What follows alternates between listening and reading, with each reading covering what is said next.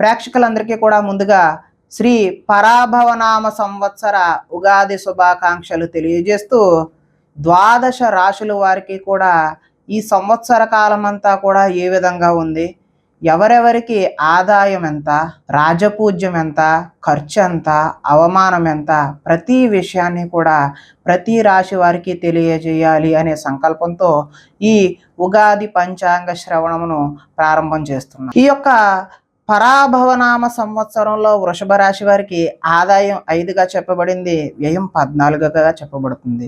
రాజపూజ్యం 5, అదేవిధంగా అవమానం 4గా మన యొక్క పంచాంగకర్తలో నిర్ణయించడం జరిగింది.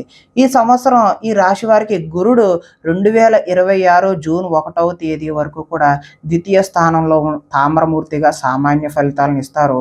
అదేవిధంగా జూన్ 2వ తేదీ నుండి తృతీయ స్థానమందు గురువు లోహమూర్తిగాను ధననాశనం కలిగించే అవకాశం అయితే కనిపిస్తుంది.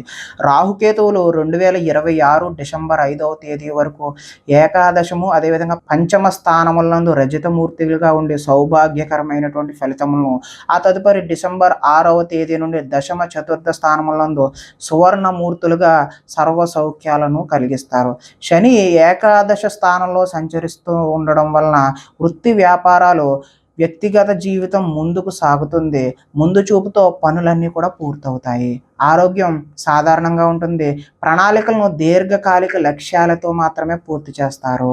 వ్యాపార భాగస్వాములతో స్థిరమైనటువంటి అగ్రిమెంట్లు, మంచి లాభాలతో సంపాదన అయితే పెరుగుతుంది. వ్యక్తిగత జీవనం, కుటుంబ పోషణ, వ్యాపారంలో సమన్వయం ఉంటుంది. జూలై నెలాఖరు నుండి డిసెంబర్ ప్రారంభం వరకు శని వక్రించడం వలన ఆర్థికంగా వృద్ధి క్రమేపీ తగ్గే అవకాశం అయితే కనిపిస్తుంది. వ్యక్తిగత గుర్తింపు, వృత్తిలో రాణింపు ఉంటుంది. న్యాయాధికారులకు ఉన్నతాధికారుల నుండి గుర్తింపు అయితే ఉంటుంది.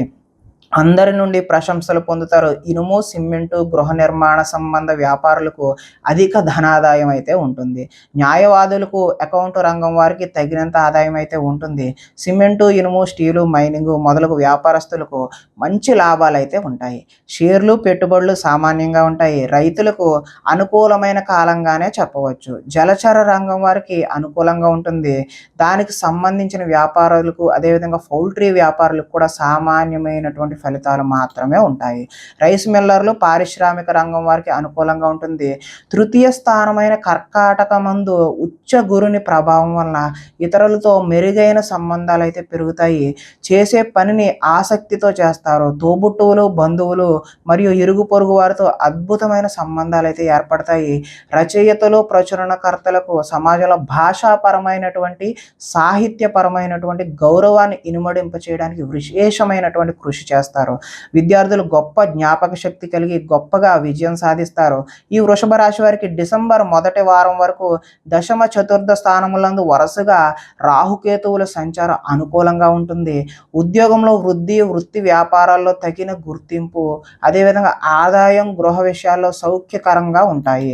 ఈ రాశి వారిపై రాహుకేతువుల ప్రభావం అనుకూలంగా ఉంటుంది.